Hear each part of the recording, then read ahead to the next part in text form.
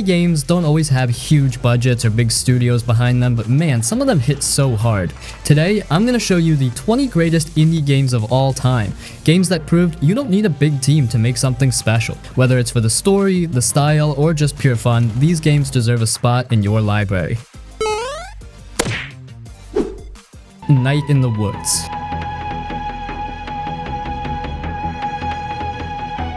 So here's the deal. You play as May, this college dropout cat. Yeah, everyone's an animal, but they talk and act like real people. May comes back to her small hometown called Possum Springs, and everything feels weird. Like stuff's changed, but also kind of stayed the same. It's that weird small town energy where nothing ever really moves forward. You walk around, talk to your old friends, hang out, kill time, but there's this low-key sadness to it all. May's not okay and she knows it, but she's not sure what to do. Her friends are all dealing with their own stuff too.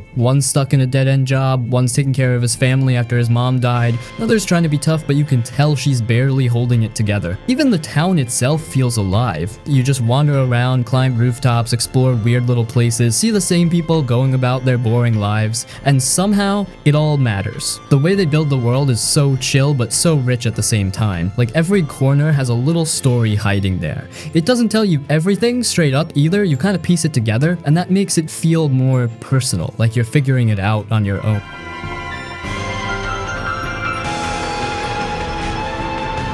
And yeah, there's a mystery going on too, like weird stuff starts happening, people going missing, strange figures in the woods, but honestly even that part kind of takes a backseat to just living. That's what the game's about, really. Just being alive and trying to make sense of it. Sometimes that's scary, sometimes it's boring, sometimes it's kind of funny. It's hard to explain, but Night in the Woods feels like hanging out inside someone's head. A little messy and kind of dark. So honestly, I really recommend you guys to check this game out for yourself. It's one of the most unique games out there.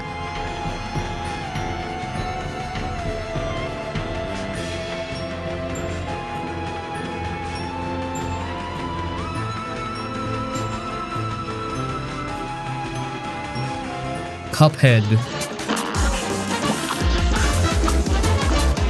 First time I saw it, I thought it was just some artsy little side scroller with old cartoon vibes, you know, like those weird black and white cartoons they used to show back in the day. Mickey Mouse style, but kinda creepy if you look close. But then I played it and man, this thing ain't cute. Like yeah, sure, it looks like a 1930s cartoon. Everything's hand-drawn, literally frame by frame, and that's already crazy, but when you actually sit down and try to play it, that's when you realize you've entered some kind of old school boss rush hell. No joke, this game does not mess around. You die fast, and you die a lot. And I'm not talking like, oops, I messed up once. Nah, you will restart the same boss fight 20 times and still get bodied on phase 3.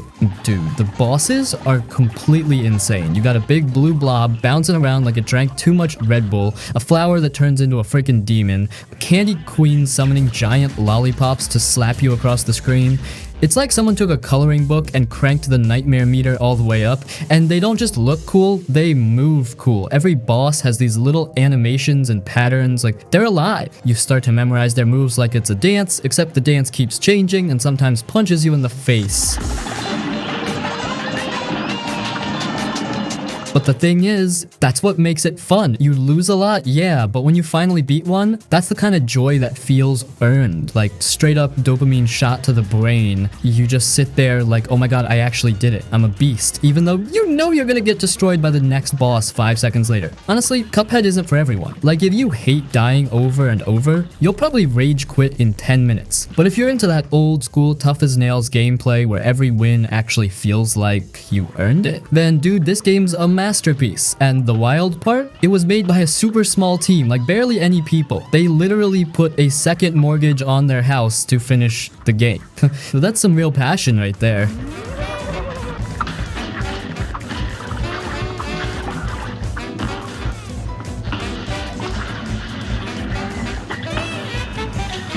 Inside.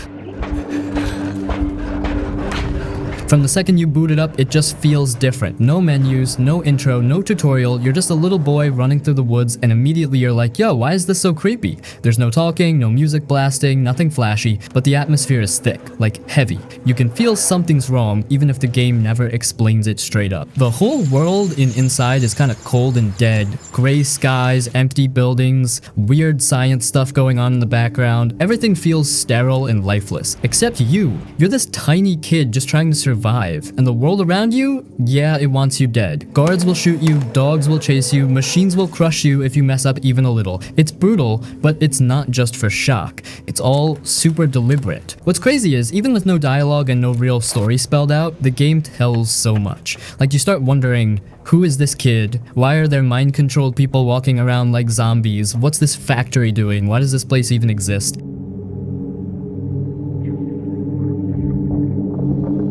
And yeah, the puzzles are smart but never annoying. Everything's super smooth, tight, and clean. You never feel stuck for too long, and when you solve something, it just clicks. The way they design stuff is genius. No hand-holding, but always guiding you through clever design. It feels natural, like your brain just figures it out because of how well it's all put together. Inside is short, like maybe 3-4 hours, but it doesn't waste a single second. It's one of those games that just sits in your brain after it's done. You'll be thinking about what it meant, what really happened, and whether that final moment was a win or just another kind of trap. It's haunting, quiet, messed up, and low-key kind of genius. This is one of those indie games that proves you don't need a giant open world or dialogue trees or a massive budget to leave a mark. Sometimes all it takes is silence, shadows, and a kid running for his life.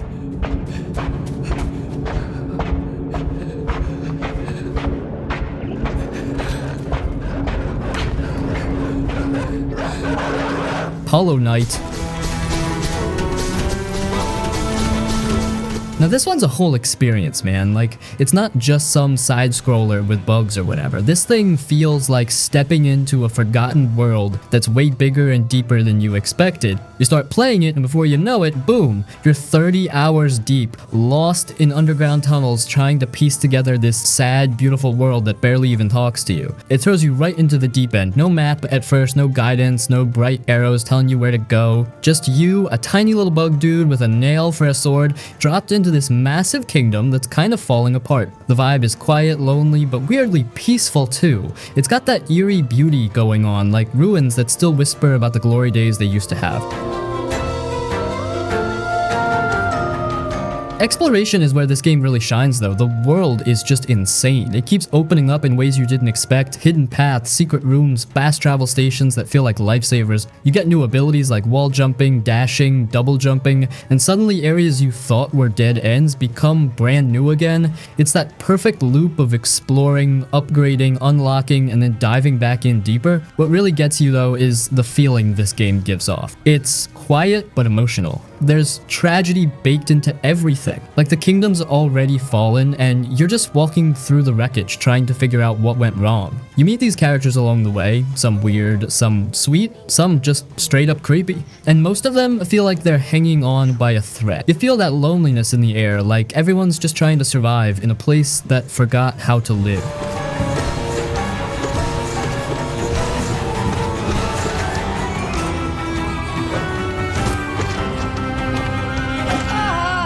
Celeste.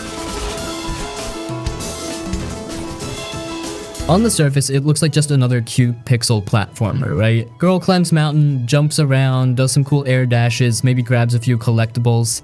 But man, that's just the outer layer. Underneath all that is one of the most real, raw, emotional stories you'll ever see in a video game, and it's all wrapped up in some of the tightest gameplay out there. You play as Madeline, and she's trying to climb this mountain called Celeste, but the mountain ain't just a bunch of rocks and snow. It's basically a giant metaphor for all the stuff she's going through mentally. Anxiety, self-doubt, fear of failure, imposter syndrome, all that heavy real life stuff. And the game doesn't sugarcoat any of it, it just lays it all out, but in a way that feels honest, not preachy. Like you're really climbing that mountain with her, fighting through your own stuff as you go.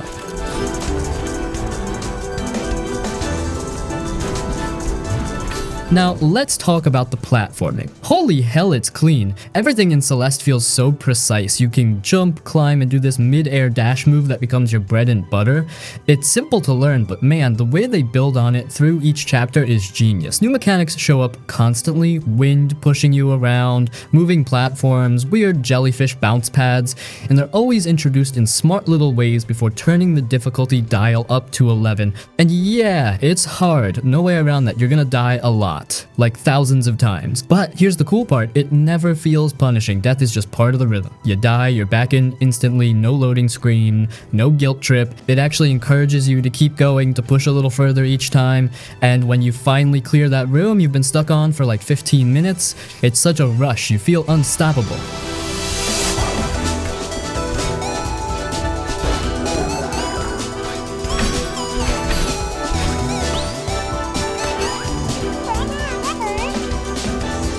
Undertale.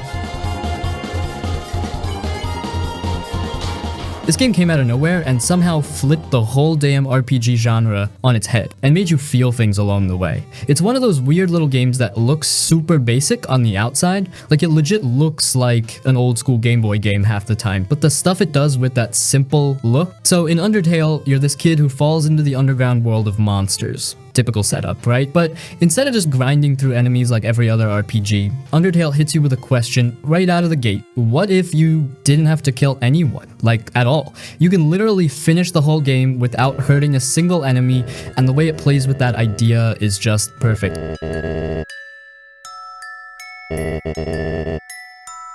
Combat feels like a turn-based RPG mashed up with a bullet hell game. Yeah, I know that sounds weird, but it works. You choose actions like fight or act, and during enemy attacks, you dodge little white projectiles in a tiny box. It's simple but creative as hell, and every enemy has its own little quirks, personality, and attack patterns. You can flirt with a skeleton, pet a dog so hard it flies into space, or just talk your way out of fights entirely. The game's like, you want to be weird? Go for it. But here's the part that really sticks with people. The choices matter, not in that fake illusion of choice way like some games do, but for real. If you kill even one creature, the game remembers. And if you go full psycho and wipe everyone out, the world reacts, characters call you out, the tone shifts, and the game knows. It gets under your skin and it's not afraid to make you uncomfortable.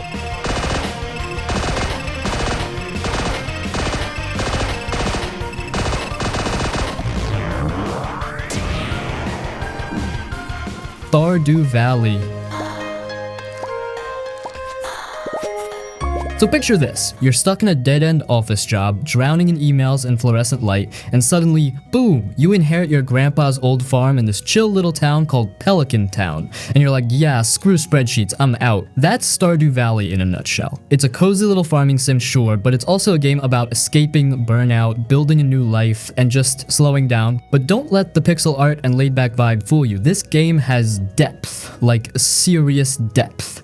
You start with a mess of a farm, tools that suck, and zero clue what you're doing. Then you just kinda start planting stuff, watering, cleaning up, talking to the locals, fishing, mining, upgrading. Next thing you know, it's 3 AM and you've been playing for 9 hours straight. There's something super addictive about how Stardew works. Every in-game day lasts around 15 minutes, and there's always just one more thing you want to do before bed. Chop some trees, plant some melons, check the weather, pet your chickens. It sneaks up on you like that.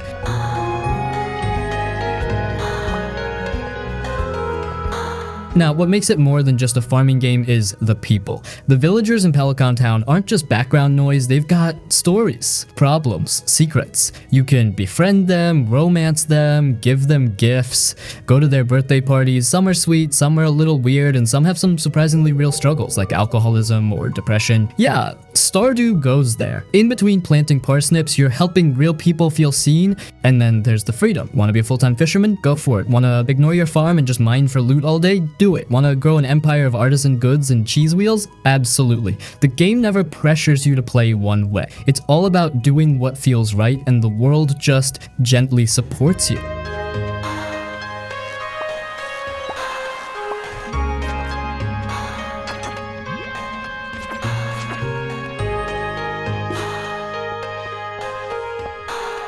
Hades.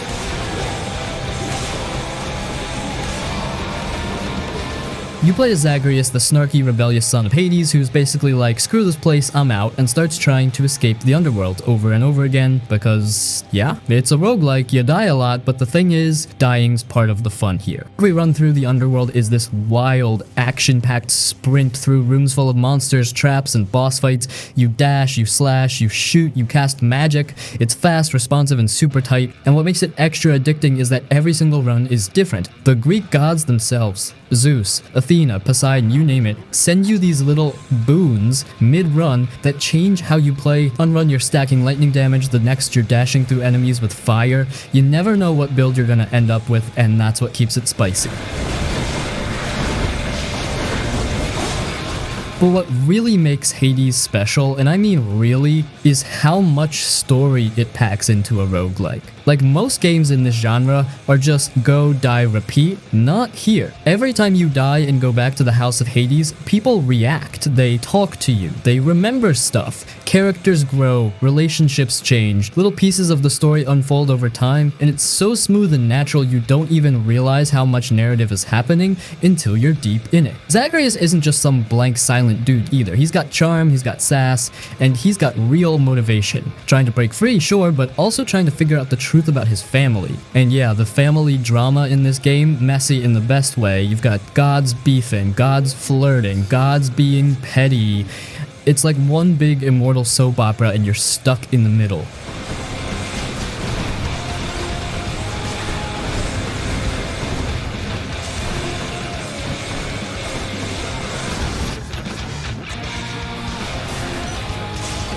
Shovel Knight.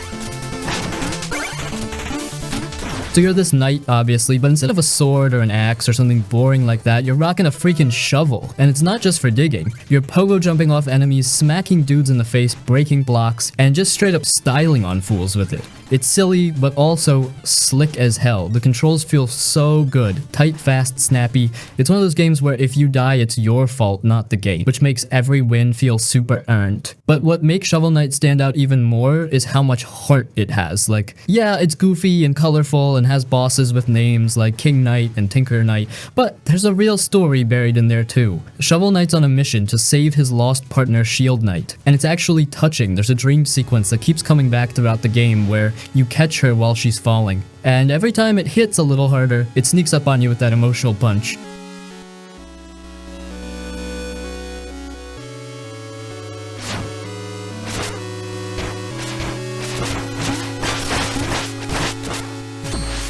Disco Elysium. Here in Disco Elysium, like, there's just nothing else like it. It's not about fighting or collecting loot or doing some big boss battles. You don't even have a combat system in the normal sense. It's basically a detective game, but one that feels like it's alive and constantly messing with your brain. You're dropped into this cold, broken down city that kind of feels like it gave up on everything, and your character fits right in. You wake up in a motel room, completely trashed, underwear hanging off a ceiling fan, mirror busted, everything spinning, and the dude has no clue who he even is. Like full-on memory wipe. No name, no past, just confusion and a hangover that probably lasted a whole week. And then you're told there's a dead body hanging behind the building and you're the cop who's supposed to deal with it? That's where it all starts. But what really makes it hit different is how the game plays.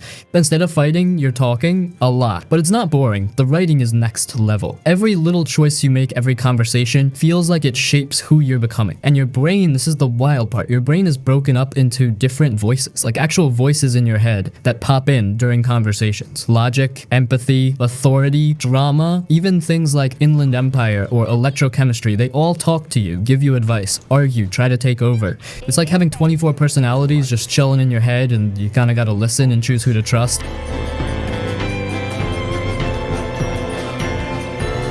Some parts are deep and kinda sad. You'll see people who've been through stuff, real stuff, poverty, trauma, politics, war, the city's falling apart, people are angry, tired, surviving. But then the game also throws in weird, funny, even straight up trippy moments, like trying to have a staring contest with a necktie, or telling a kid to stop cussing by using a philosophy lecture, and somehow it all blends together and just works. It's one of those games where the more you put into it, the more it gives back. You can play it safe and play by the book, or you can totally go off the rails and roleplay a sad mess of a man with wild ideas and a heart full of guilt. And the best part, the game rolls with it. It never forces you into one type of story. You shape the story by just being you, or whatever version of you you want to be in that moment. On the sea.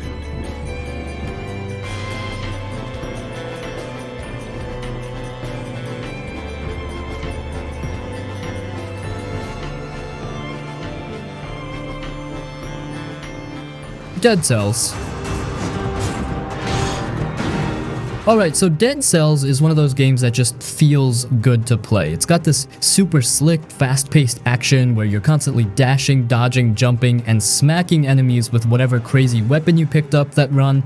And that's the thing, each run is totally different. You start fresh every time, and the game throws random weapons, skills, and layouts at you, so you're always adjusting your playstyle. It keeps you on your toes without ever feeling unfair. There's no hand-holding here. If you mess up, that's on you, but that's what makes it addicting.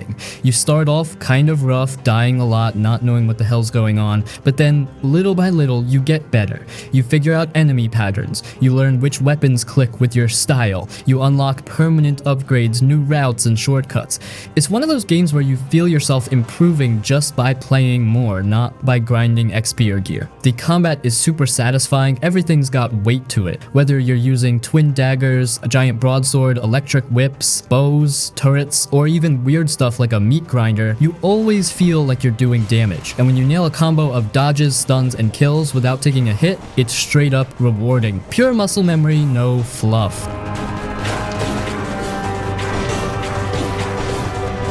Visually, it's a treat too. The pixel art is clean but detailed with moody lighting and slick animations. Every biome has a totally different vibe, like toxic sewers, burning castles, frozen towers, all packed with cool enemy designs that keep things fresh. The soundtrack, it goes way harder than you'd expect. Some tracks are all intense and chaotic, others are chill and kinda haunting. It sets the mood perfectly without trying too hard. There's not much of a story, but honestly, that's not what Dead Cells is about. There's some light world building, little notes, bits of lore, but you can ignore all that and just focus on the action, and that's why this game works so well. It doesn't overload you with cutscenes or explanations, it just drops you in and says, go, survive.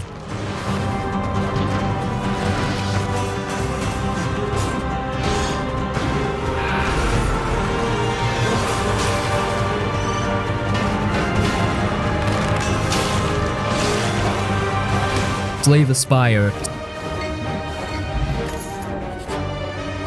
So Slay the Spire looks pretty chill on the surface, just cards and some monsters, right?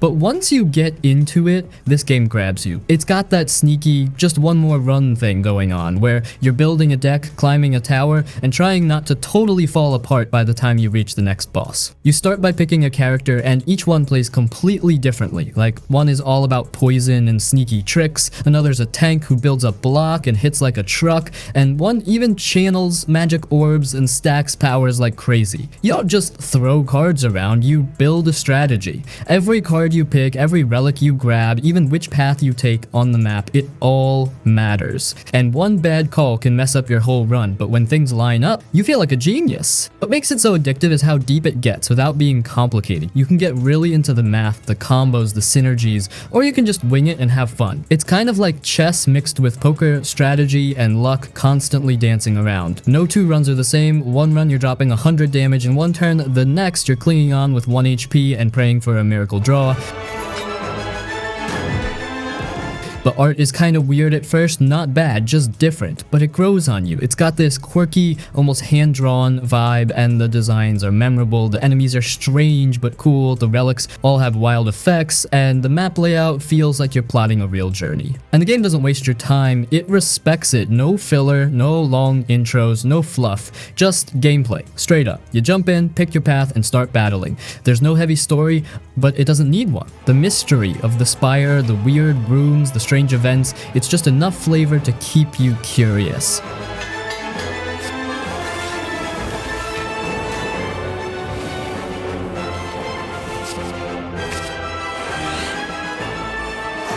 Hotline Miami.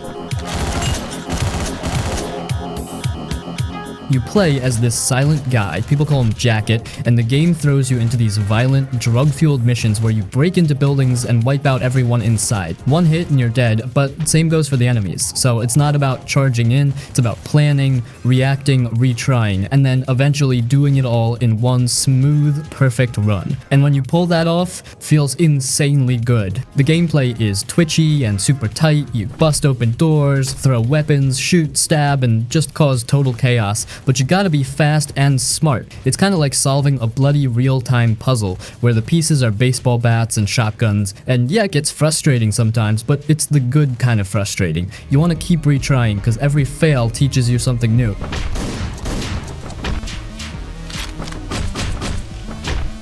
And the story, it's super trippy. Don't expect things to be straightforward. There's weird phone calls, creepy animal masks talking to you, and moments where you question whether anything is even real. It's like a dream that's gone off the rails, but in a cool, unsettling way. It messes with your head without trying too hard. Hotline Miami is also one of those games that helped define what indie games could be. It's raw, stylish, doesn't hold your hand, and doesn't care if it makes you uncomfortable. It just is what it is, and if you're into fast action, cool music, and weird stories, it hits hard.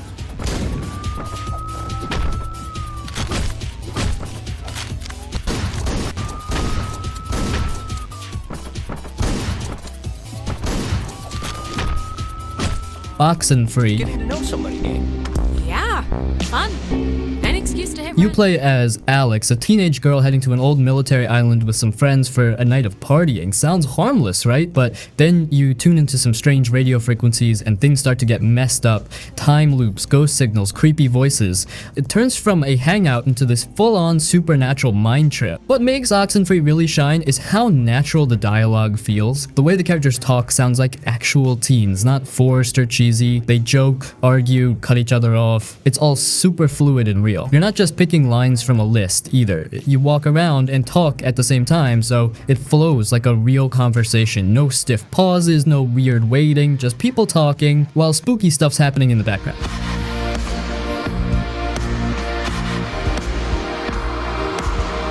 The gameplay isn't about fighting or puzzles, it's about exploring, choosing what to say, and slowly uncovering this freaky hidden story behind the island. Your choices actually matter too. Relationships shift, people remember things differently, and you can get a bunch of different endings depending on how you handle stuff. It's subtle, but it hits emotionally, especially if you play through more than once. To stations that don't exist. Oh my god. Firewatch. Has ever happened before. Maybe I'm... You play as Henry. His life's kind of fallen apart, so he takes a job watching for fires in a big forest in Wyoming. He's up in this little tower all summer, no real contact with anyone except for a woman named Delilah. She talks to him through a walkie-talkie. That's it, no face-to-face stuff, just voices. But those chats, they feel real. Funny sometimes, other times really heavy. The way they talk feels natural, like you're just listening to two people get to know each other, mess up, connect, drift apart, or maybe not. You choose how Henry responds, and that shapes how close they get. The forest itself looks beautiful, not in a fancy way, more like a painting. Colors shift with time of day. You'll see pink skies, orange trees, soft shadows. It's peaceful, but also a little lonely. You're just walking around, checking things out, doing small tasks. And weird stuff starts happening. You find notes, locked doors. Maybe someone's watching you. It never gets full horror or anything, but it adds a quiet tension. It keeps you thinking. But really the mystery isn't the main thing. It's more about what's going on inside Henry's head. What he's running from. What he's not saying out loud. A whole game takes maybe 4 or 5 hours. And when it ends, you'll probably sit there thinking for a while. Not cause of some twist, just cause it makes you feel something. Regret, maybe. Or just the weirdness of being alone. If you like calm games that still leave a mark, this one's worth it. It doesn't waste your time, it just gives you space to feel something. People take this job to get away from something. So what's wrong? Everything's fine, just getting some fresh air. Well, escaping isn't always something bad. Papers, please.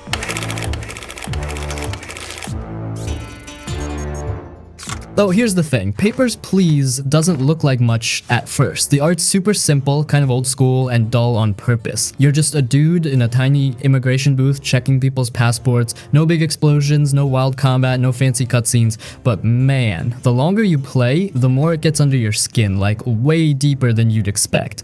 You work for this fictional communist country called Arstatska, and every day you're sitting there at the border deciding who can come in and who can't. People walk up, hand you their documents, and your job is to double check everything. Is the name spelled right? Is the expiration date still good? Does the photo match their face? And at first it feels kind of like a weird little puzzle. Very routine, very dry. But that's the trick. The game wants you to feel like just a tiny part of a giant system. You're not the hero, you're not saving the world. You're just trying to survive and not get fired. Because if you mess up too much, they dock your pay. And if your pay goes down, you might not be able to feed your family or keep the heat on. So you're already playing with this low-key pressure all the time. And then the game starts throwing curveballs, like maybe someone shows up and says, please let me through, I'm escaping abuse. Or my husband just passed. He's ahead of me in line, I need to be with him, but their papers aren't right. So what do? Follow the rules and let them suffer? Or help them and take the hit? And those hits add up. You can't save everyone. Sometimes you help someone and get punished. Sometimes you turn someone away and feel like garbage for the rest of the day. It starts messing with your head. You don't get to sit back and relax. You're constantly thinking not just about logic and rules, but about right and wrong, about who gets to live a better life and who doesn't. And that's a crazy thing for a little pixel art game to make you feel. The world outside your booth also keeps changing. There's violence, bombings, sketchy government policies, even people trying to smuggle stuff across the border. Some folks show up with fake documents that are just good enough to trick you. Others are honest but poor. And the more days go by, the heavier it all feels. There's even a branching story, multiple endings depending on how you played it. You might help a resistance group, you might stay loyal to the state, or maybe you just try to keep your head down and survive. And honestly, there's no perfect path. Every choice kind of sucks in its own way, which makes the game feel a lot more real.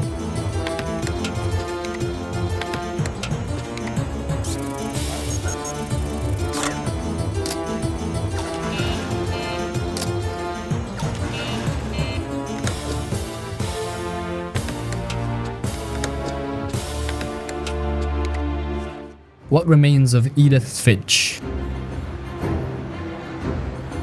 You play as Edith, the last living member of this super unlucky family, the Finches. She's come back to her old, creaky house to figure out what the hell happened to everyone. And I don't mean like some basic what happened mystery. I mean, you literally explore the lives and deaths of every family member through these short, creative little story segments. Each one feels like its own mini game with its own rules and art style and tone. Like one moment you're playing as a kid pretending to be a monster, and the next you're slicing fish while your mind drifts into a full-on fantasy world. It's wild how different each section feels, but somehow it all fits together perfectly. The real magic here is how it uses gameplay to tell the story, not just with dialogue or text, but with how you play. Like there's this one level where a character is dealing with mental illness, and the way the controls split between a dull job and a daydream slowly taking over, it's straight up genius. You don't just hear what they're going through, you feel it.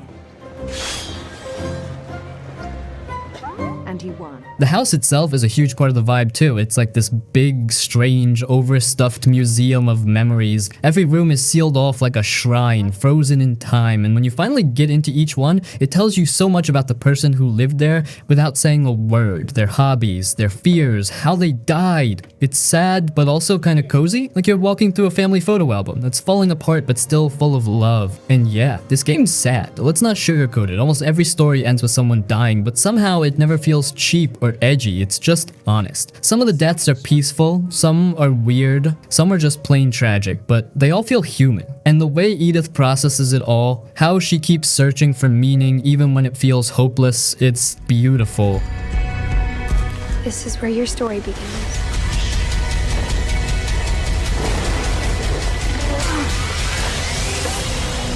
Journey. So Journey, man, where do you even start? This one's hard to describe without sounding kinda cheesy, but it really is something special. It's super simple on the surface. You're just this little robed character in the middle of a huge desert, walking toward a glowing mountain in the distance. No talking, no text, no tutorial, nothing. Just vibes. But that's exactly what makes it powerful. You're just moving, sliding down dunes, walking through windstorms, climbing old ruins.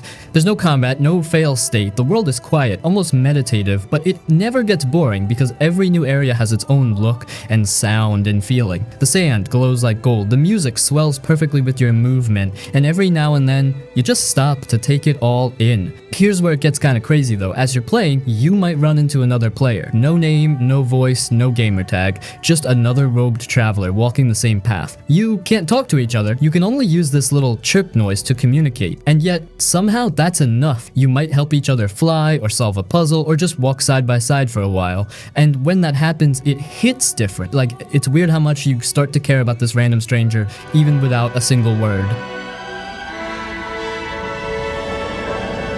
That whole mechanic, the anonymous co-op, it's low-key genius. Some players finish the whole game solo, others end up with a buddy they stick with the entire time, and if you do that, you kind of feel this unspoken bond by the end.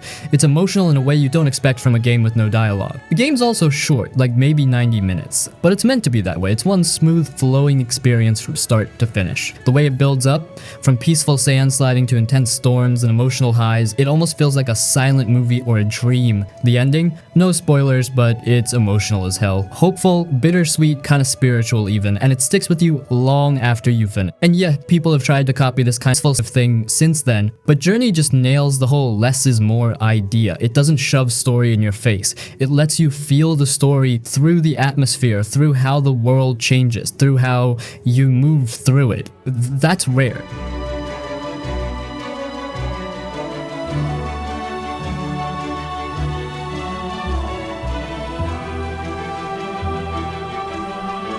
Darkest Dungeon.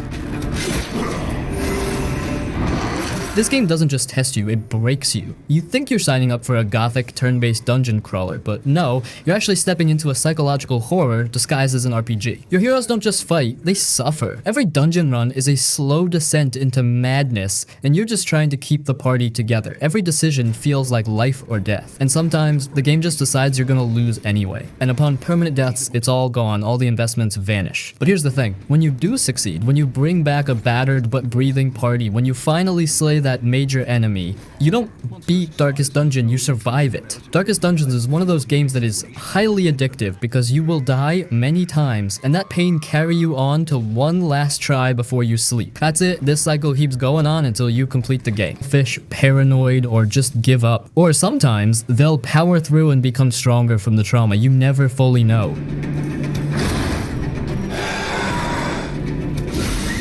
For the combat. Turn-based, pretty strategic, but tight. It's not about spamming attacks, it's about positioning, timing, and knowing when to cut your losses, because yeah, you will lose people. A lot. And it hurts. You level up a character, get attached, they carry you through like 5 missions, and then boom! One bad crit, one mistake, and they're gone for good. No revives, no safety nets, just a gravestone. And the game doesn't let up. It's moody, grim, and constantly whispering, hey, everything's gonna go to hell eventually. The narrator, this deep, haunting voice, is always there, reminding you how hopeless everything is. But it's not just dark for the sake of being dark. There's something kind of honest about how it shows stress, fear, and human weakness. Even heroes have breaking points. This is not a game you beat easily. It's more like a grind, a war of attrition. Some players bounce off it because it's so harsh and random. Others get obsessed, trying to build the perfect team, learn every trick, master every dungeon. But even then, it still finds a way to slap you.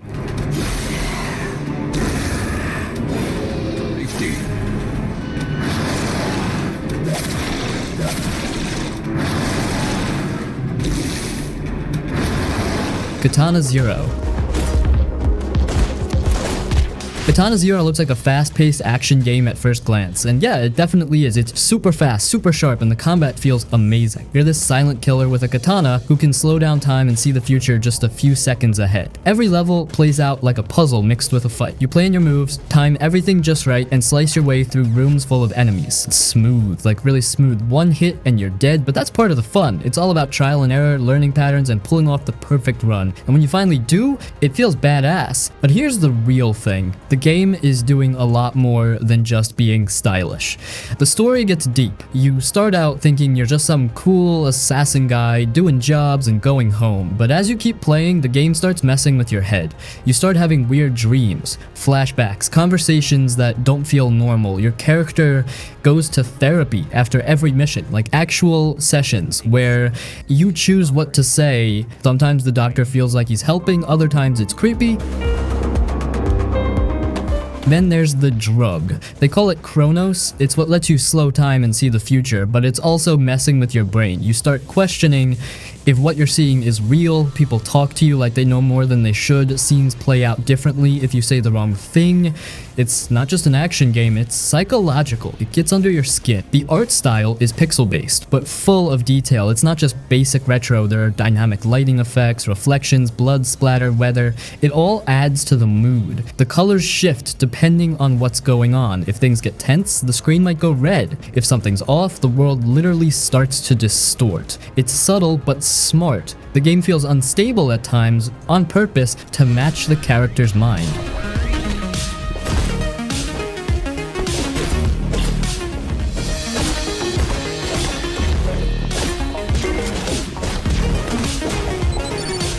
The Stanley Parable. Whoa there, cowboy! Stanley began screaming. You've destroyed The Stanley Parable is weird, but the kind of weird that makes you sit back and go, wait, what? Over and over again. You're this guy named Stanley. You work at an office, you push buttons on a screen because the screen tells you to. One day, the commands stop. No more instructions, no more boss voice, just silence. So Stanley stands up and leaves his desk. And that's where it starts. The entire game is built around choice, but not in the usual way. There's no combat, no puzzles, no objectives on the screen. It's just you walking through this empty corporate building while a narrator talks over everything you do. Like, literally everything. Stanley walked through the door on his left, he says, but maybe you go through the door on the right instead. And now the narrator's like, Stanley was clearly making a mistake and keeps trying to steer you back on track. And that's the whole trick of it. You're constantly reacting to this voice, either obeying it or pushing against it, and depending on what you do, the story branches in totally different directions. Sometimes it's funny, sometimes it's kind of creepy, sometimes it just ends suddenly and you're back at the beginning like it never happened. That's what this game is, one big loop where you keep trying different things just to see what breaks next. Perhaps he had simply missed a memo. When Stanley came to And the game wants you to break it. It rewards you for being curious. If you think, hey, what if I jump off this platform? The game's like, yeah, sure, go ahead, let's see what happens. And what happens is always unexpected. The endings go all over the place. There's one where you escape, one where you die, one where you blow everything up, one where you just sit in a broom closet forever while the narrator gets mad at you for doing nothing. It's chaos, but it's smart chaos. Also, there's no true ending, no win or lose. The whole idea is to keep poking the game until you've seen enough to start forming your own meaning. It's more of a thought experiment than a traditional game, but that's what makes it great. You've ever felt like games treat you like a robot doing exactly what the devs expect? The Stanley Parable is the exact opposite. It dares you to ignore the rules, and even when you do, it laughs and says, cool, now what? job. You did it. Oh, good, Stanley. I'm glad you found your way here. I knew you'd find this place eventually. No ending here, just you being blown to pieces. Kentucky Route Zero. Kentucky Route Zero isn't really a game you play in the usual way. It's more like stepping into someone's dream. Slow, strange, quiet, but also kind of beautiful in a haunting way. Imagine a dusty highway at night, headlights cutting through fog, and somewhere off the road, a dog wearing a straw hat is just sitting there. That's the vibe. You're Conway, a delivery guy trying to make one last drop before retiring. Sounds simple, right? But then things start bending. Like, reality doesn't fully work here. Roads lead to impossible places, people talk in riddles, and the places you visit feel stuck in time. The deeper you go, the less it feels like a job and more like a surreal trip through forgotten corners of America. There's no combat, no puzzles, no game overs, just conversations, choices, and slow exploration. And those choices don't change the story like in some other games. They're more like adding your flavor to the story. Who Conway talks to, what he says, how people remember him. It all creates this personal version of the journey. The game is broken into 5 acts and each one gets more abstract, but at the same time it somehow feels more grounded. Like, it's less about the weirdness and more about the people going through it. Conway's story starts out about delivering antiques, but over time it's really about loss, addiction, memory, and how people survive in a country that forgets them.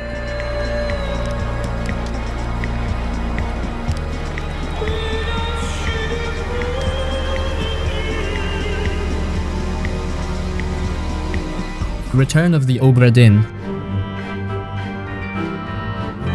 So here's the deal. You're an insurance investigator in the 1800s, and this big-ass ship, the Obra Dinn, drifts back into port with no one alive on board. Everyone's either missing or dead. Your job? Figure out who all these people were, how they died, and, if possible, why. That's it. No magic powers, no action scenes, just you, a notebook, a ship map, and this weird pocket watch that shows you the exact moment someone died. sounds simple, but nah. This thing is a full-blown logic puzzle from hell, in the best way. Each death scenes you unlock freezes a moment in time, like a 3D photo. People are mid-scream, falling, getting stabbed, shot, crushed, eaten by a kraken. Yeah, it gets real. You move through that frozen moment and study everything. Accents, uniforms, tattoos, positions, relationships, and slowly, piece by piece, you connect the dots. Like, okay, this guy was standing here and he called that guy brother, and that dude has a Russian accent, so maybe... There's no random guessing either. The game knows if you're just fumbling. It only locks in your answers when you get 3 of them exactly right, which pushes you to be damn sure before committing. And when those clicks happen, when you suddenly realize who someone is based on one tiny clue you missed before, it feels so good. Like, proper detective level satisfying.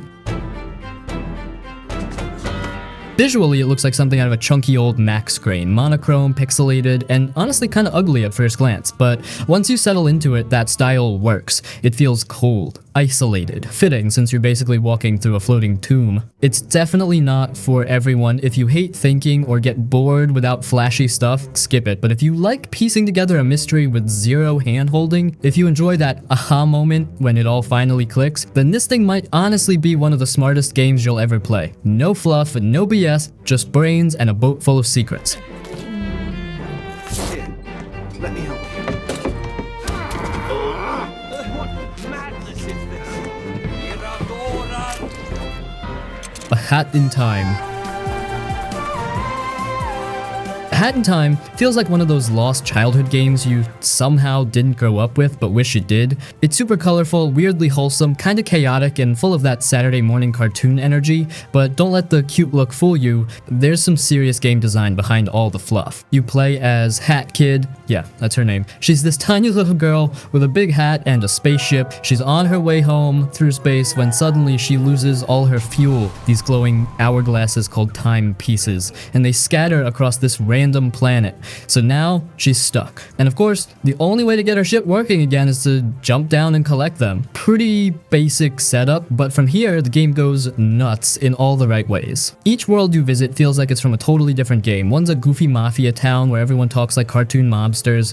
Another's a haunted forest that's honestly kind of creepy, where a demon literally steals your soul and makes you do errands for him. Then there's a murder mystery on a train with owl detectives and a disco DJ. No joke, it swings hard between light and dark, funny and weird, but somehow it all fits.